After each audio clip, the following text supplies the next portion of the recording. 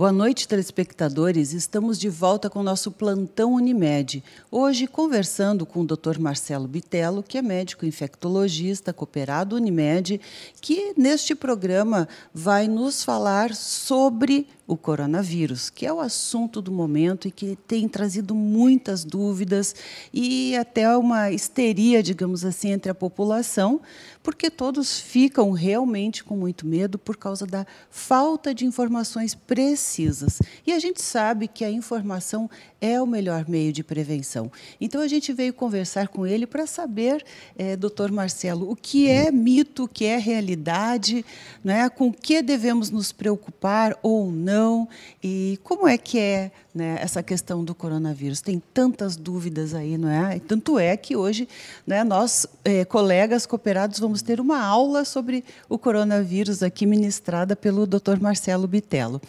Então, Marcelo, tudo bom? Olá, tudo bem. Então, tu já deves ter respondido essas perguntas assim, né, uma centena de vezes. Mas a gente quer que tu fale um pouquinho sobre essa onda desse vírus que me parece que está começando aqui no Rio Grande do Sul. Foram poucos casos, mas a previsão é que aumente bastante ainda ao longo do mês de abril e até maio, quem sabe, não é? Isso confere? Sim, esse vírus, né, ele começou na China no final do ano passado, né, e vem se alastrando pelo mundo, né. Provocou uma epidemia bem grave na Itália, né. A Europa tem inúmeros casos na Europa, uma mortalidade também que está impressionando as pessoas, né. Não uma mortalidade tão grande quanto outros agravos, tipo o H1N1 ou até o próprio Ebola, né. Mas é mesmo, de qualquer forma, como é uma pandemia mundial, né, vem assustando as pessoas e os países, né. O Brasil ainda, como chegou agora, né, esse vírus aqui, devido a casos importados, né, pessoas que tiveram em áreas de transmissão local do vírus, que voltaram ao Brasil e acabaram trazendo com eles o vírus, né. A gente já tem casos já de transmissão local aqui no Brasil do vírus, né. Os estados do Rio de Janeiro, São Paulo, Distrito Federal já tem transmissão local, tá? Então é uma questão de tempo, assim, para a gente ter transmissão local aqui no nosso estado e aqui na nossa região também, tá? Ele é um vírus assim que provoca uma síndrome gripal como qualquer uma outra, um adenovírus, um influenza, um rinovírus, tá? Só que em algumas populações mais idosas e com comorbidades, assim, esse paciente com esse perfil ele acaba tendo pode ter um desfecho mais grave, tá? E acaba, inclusive, evoluir para óbito, né? Nessa população de idade mais avançada e com comorbidades, a mortalidade do vírus chega de 12% a 15%, é o que os dados da literatura têm mostrado, né?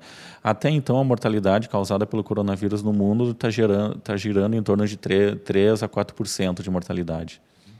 Pois é, doutor Marcelo. Muitos dizem que é um número insignificante perto de outras coisas que matam. Número de acidentes, de cânceres, de infartos e tantas outras coisas, não é? E até outras doenças infecto-contagiosas. Mas a gente também vai ter esses outros problemas. E o coronavírus é mais um. Então, eu creio que também é preocupante pela velocidade com que ele é transmitido e pelo fato de não ter nem vacina e nem tratamento, não é? Sim, isso é fato, né? A vida continua, os demais agravos continuam acontecendo, né? Por exemplo, a dengue está matando. Esse ano no estado do Paraná já tivemos 30 casos de óbitos por dengue, tá? E enquanto isso, ninguém está se preocupando com o mosquito. A diferença da dengue para o coronavírus é que a dengue é transmitida por um mosquito que é um vetor, né? No caso do coronavírus, ele tem como a transmissão dele é por contato e por gotícula, então depende muito da proximidade das pessoas. E como dizem que o brasileiro é um povo fraterno, que gosta de beijo, gosta de abraço, gosta de conviver em sociedade, né? Então a disseminação do vírus acaba sendo bem mais rápida, né? Por causa do mecanismo de transmissão dele diferente de outros agravos, né? É verdade. E aí tu chega em casa, vai beijar os filhos, vai beijar o marido, a esposa, daí tu já fica, não é? Mas todos vieram da rua, e aí como fica, não é? Então, existe realmente uma preocupação muito grande, uma neurose, de fato, né?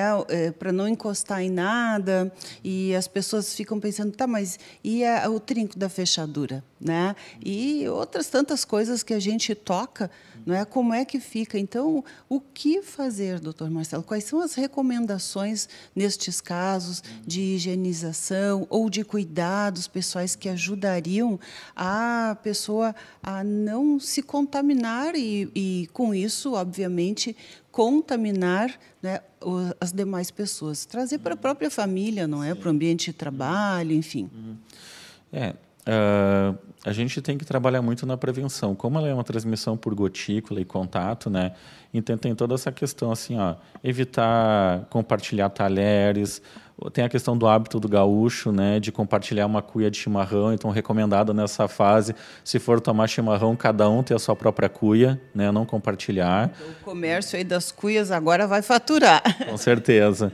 E evitar aglomeração de pessoas, né? A gente não chegou numa fase do plano de contingência ainda de restringir, de interromper salas de cinema, teatros, né? Mas a gente vai chegar numa fase dessa para evitar aglomeração de pessoas, tá? Evitar compartilhar utensílios tipo garfo, talheres. Não vou nem citar escova de dentes, utensílios de uso pessoal para higiene oral, tá? O cuidado básico, que é primordial, principalmente para quem é da saúde, que as pessoas agora tá mais na moda falar sobre a higienização das mãos, né, principalmente com álcool gel ou lavar a mão com água e sabão normal, tá? Também é uma medida bem eficaz. E, por consequência, né, como a transmissão também é por contato, tu tem que higienizar superfícies, porque o vírus ele sobrevive nas superfícies, pode sobreviver por até 9 dias.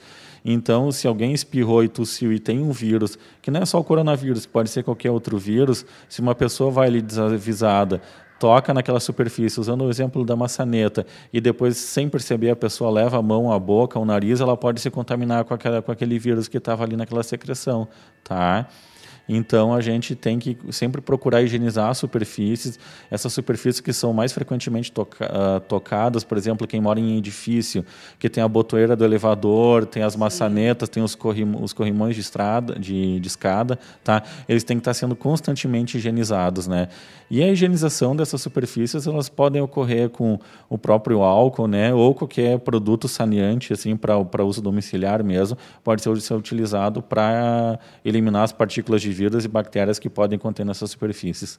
Olha, e ontem, abrindo um parênteses, né, eu me preocupei até com as compras, porque eu, né, compro tudo com cartão de crédito, né, e no digitar a senha, tu já fica pensando, né? Eu tenho que passar um álcool gel depois, porque quantas pessoas digitaram ali? Então, são os mínimos detalhes e eu creio que agora, então, a limpeza das casas, dos ambientes, as nossas auxiliadoras aí domésticas vão começar a limpar tudo com álcool, então. Sim.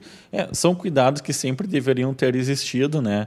Mas agora o lado bom dessa história toda do coronavírus, né, que as pessoas estão mais preocupadas com essa questão da higiene, sobre a transmissão de doenças, né? Já vou evitar outras também. As pessoas vão aprender, né? A gente está desde as escolas de educação infantil já ensinando as crianças como é que se higieniza as mãos, a questão da transmissão do vírus, né? Então, o lado bom dessa história toda é que essa epidemia tá gerando uma consciência de educação das pessoas sobre a questão de preservar e prevenir a transmissão de doenças, né? Sim. E sobre o álcool? Álcool gel funciona? Qual seria o álcool mais indicado para limpar superfícies? Porque a gente tem aquele álcool hidratado que tem no supermercado, acho que é 40 e poucos graus, né? E tem aquele que é difícil até de encontrar, que é 80, 90 e poucos graus. Mas, nos bastidores, tu me falaste de um que é 70 graus. Então, por que esse é o mais indicado? Em relação ao álcool, tá? Para a higienização das mãos, a gente usa o álcool gel mesmo, tá?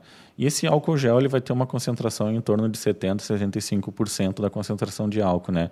Porque ele tem que ter água na composição dele para permitir a entrada na parede do vírus, na parede da bactéria, e assim ele conseguir matar esses agentes, tá? Para limpeza de superfície, pode ser usado o álcool líquido, também nessa mesma concentração. Claro que só que não é qualquer superfície que pode ser higienizada com álcool. Por exemplo, você vai higienizar um móvel com álcool, pode acabar manchando, né? Para isso, tem outros produtos saneantes, mas qualquer saneante doméstico ele vai conseguir fazer essa higienização adequada. Então, Podem ser outros produtos também. Tem aqueles, né, não fazendo propaganda, mas já fazendo, aqueles Veja, bactericida, aquilo também funciona. Sim, esses saneantes domiciliares eles vão ter ação também para eliminar os vírus e as bactérias que podem conter nas superfícies. Certo. Bem, doutor Marcelo, são tantas perguntas, não é? Mas nós vamos fazer um pequeno intervalo e já voltamos aqui, porque a gente ainda tem várias para te fazer. Mas você aí vai ter a informação correta e não ficar pensando, imaginando tantas outras coisas que não são bem assim também. Então, nós já voltamos. Inverno.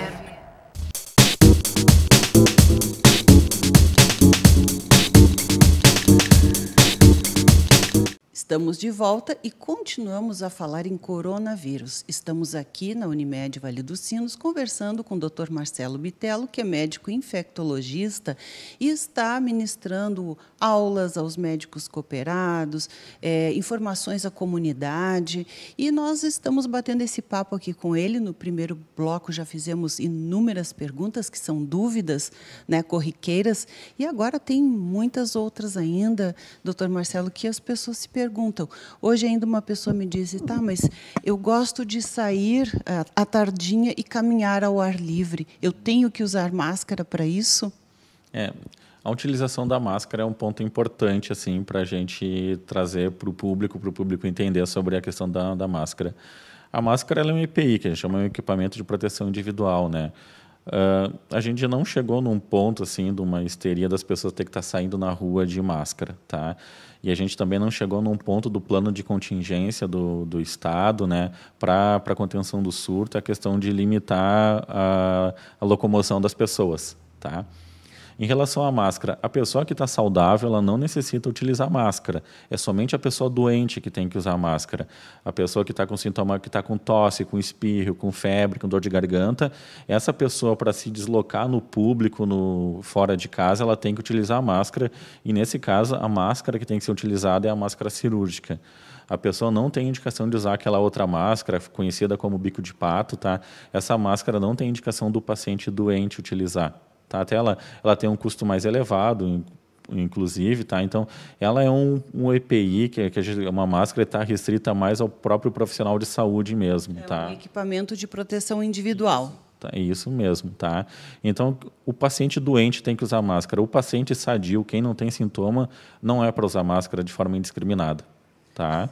Então, se a pessoa for sair na rua, vai normal, não precisa ir utilizando máscara. E a pessoa que está doente, o primeiro conselho que tem é ficar em casa, não sair. Não ir no supermercado, não ir no shopping, não sair para caminhar no meio ambiente. Tá? Então, a pessoa tem que ficar em casa, a pessoa que tem sintoma. E se tiver que sair para ir numa farmácia, procurar um atendimento médico, aí sim essa pessoa pode utilizar a máscara cirúrgica daí. Bem, um pouco complicado às vezes, porque as pessoas espirram e tossem por N motivos, principalmente alérgicos, né? Rinites, resfriados pela mudança de temperatura, às vezes de ar-condicionado para o calor, enfim. E como saber, olha, estou espirrando ou estou tendo uma tossezinha, será que eu já tenho que ficar em casa? Isso é uma pergunta. Quando se preocupar, se tem febre somente ou se não tem febre? E também outra pergunta, alguns dizem, tá, mas se eu já estou com vírus, mesmo antes de ter os sintomas, eu vou contaminar outras pessoas ou vou ser contaminada por pessoas que são do meu relacionamento, que não sabem que tem? Isso é um ponto, né? As pessoas têm rinite, as pessoas vão espirrar por alguns outros motivos, as pessoas vão ter resfriado, o que leva a pensar que a pessoa pode estar doente pelo coronavírus ou por qualquer outro vírus respiratório. A pessoa vai ter febre, ela vai ter dor de garganta, ela vai ter um sintoma mais intenso, a pessoa vai ficar prostrada, né?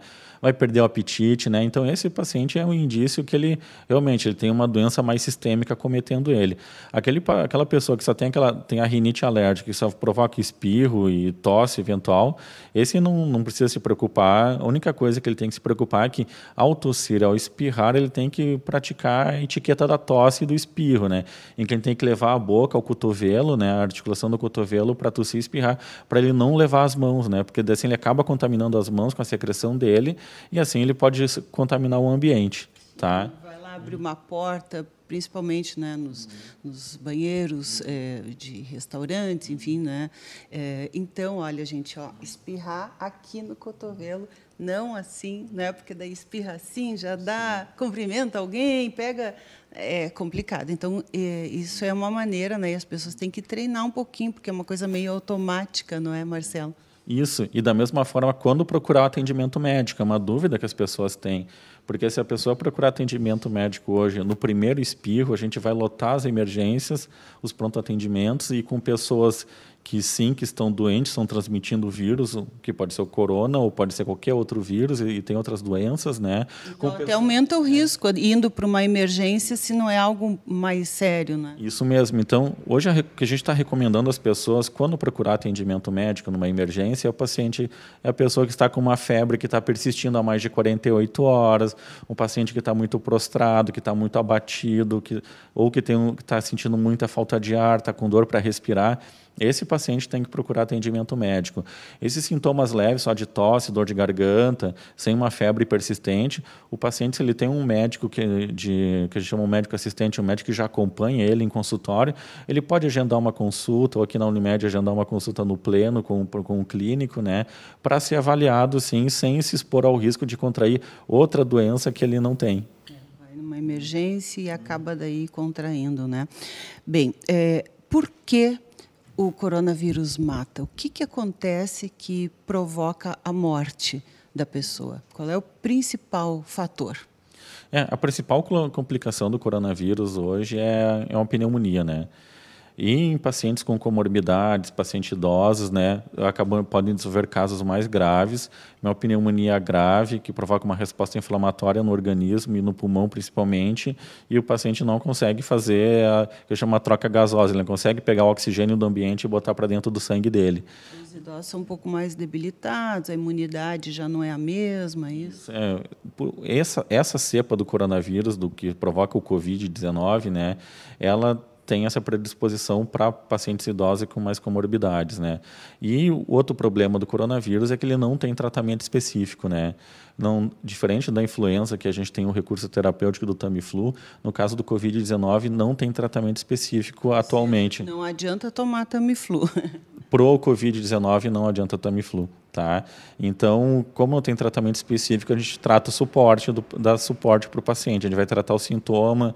Se o paciente evoluir para insuficiência respiratória, ele vai ir para ventilação mecânica, vai ter que ficar internado em UTI, né? Um quadro bem mais grave e que acaba aumentando a morbidade e a mortalidade desse paciente. Pneumonia que não tem tratamento, depende da resposta do próprio organismo. Então, assim, é válido, isso é outra pergunta, tomar vitaminas, reforçar sua imunidade, isso ajuda a prevenir, no caso de uma infecção, ajuda a prevenir, digamos, um desfecho pior da doença? O que a gente sempre recomenda para os pacientes, assim, não existe homeopatia que previne coronavírus, não tem vitamina, a gente sempre fala em hábitos de vida saudáveis, né? Uma alimentação saudável, atividade física, né? Se o paciente tem algum problema prévio, um paciente com câncer, um paciente com uma doença hematológica, um paciente com HIV, um paciente com AIDS, esse paciente vai ter que se preservar um pouco mais, né? Os que usam corticoides também, no caso dos reumatológicos? Também, esses aí também são pacientes que já são imunossuprimidos por causa de uma comorbidade ou por causa de um tratamento que eles já realizam, né? Esses pacientes vão ter que ter um cuidado maior em se preservar, né? Não frequentar esses ambientes e no momento em que for determinado que a gente tem que, pelos órgãos sanitários, que a gente tem que reduzir a circulação de pessoas, e essas pessoas vão ter que ficar em casa, eles não podem ficar circulando na rua. Bem, tu falaste sobre as máscaras antes, então ainda eu creio que já foi esclarecido, uma máscara simples, aquelas branquinhas, né, funcionam, mas tem gente que diz, tem máscara para quem está doente não infectar outros e tem máscara para se prevenir que outros o infectem. Isto é verdade? Existem máscaras especiais ou não? Sim, a máscara cirúrgica ela vai prevenir a transmissão por gotícula. E o paciente que está doente ele vai usar a máscara cirúrgica porque ao tossir a gotícula vai ficar presa na máscara, tá? No caso, para o profissional de saúde que vai trabalhar num ambiente que o ar vai estar contaminado, a recomendação daí sim, aquela não vai ser mais a gotícula, vai ser a aerosol, que é uma partícula menor, que essa partícula a máscara cirúrgica não filtra. Aí para isso, a partir daí se utiliza a máscara bico de pato daí. Mas ela não tem indicação de uso indiscriminado para a pessoa querer sair na rua com a máscara, né? É mais um profissional de saúde mesmo que vai ter que atender ou realizar um procedimento no paciente que é um caso suspeito de infecção viral, né? Em que pode gerar o aerosol e essa partícula minúscula, e aí ele vai ter que usar essa máscara para se proteger, o profissional de saúde. Ok. Bem, doutor Marcelo, nós já estamos aqui chegando ao final, né, do nosso programa. Eu sei que ainda teriam várias perguntas e situações, né, mas eu creio que o recado aí está dado, é prevenção, cuidar nariz e boca, principalmente, eu creio que é por onde entram, né, os vírus que vão para o pulmão. E aquela coisa de esfregar o olho, as pessoas têm cacoete, né? Sim. Roem unha, esfregam o olho, esfregam o nariz, quando dá aquela coceirinha de rinite, isso tudo deve ser evitado, né? Mas não ao ponto também de usar luvas, não é? Com certeza. As pessoas, a principal mensagem hoje, né, é a educação e a informação, né? As pessoas têm que aprender, têm que higienizar as mãos, evitar botar as mãos levar a mão à face, né, sem estar higienizada, né? Essas medidas gerais de compartilhar, né? E se a pessoa estiver doente, realmente ficar em casa, não circular, né? Porque essa é a forma que os surtos foram contidos em alguns outros países da Europa, né? Foi através do isolamento das pessoas, reduzir a circulação de pessoas, assim vai reduzir a transmissão do vírus, né? Então, são essas medidas básicas aí que a gente, nesse momento inicial, até chegar caso chegue numa situação pior aqui no Brasil e no Rio Grande do Sul, né? Que as pessoas já têm que começar a botar em prática desde agora. Certo. Bem, encerrou. Nossa produção avisou que encerrou, mas eu vou fazer a última perguntinha rápida. Lavar o rosto é válido ou usar sabonetes especiais de germinantes é válido ou não há necessidade? Até para o banho corporal, né? Em relação à transmissão do vírus por contato está nas mãos, né? Então a gente tem que higienizar sempre as mãos. Em questão qual insumo utilizar, sabonete desgermante, antisséptico, não, em relação ao vírus e tanto se for bacteriano, tanto faz, é indiferente, assim, qualquer tipo, um sabão normal, um sabonete normal pode ser utilizado.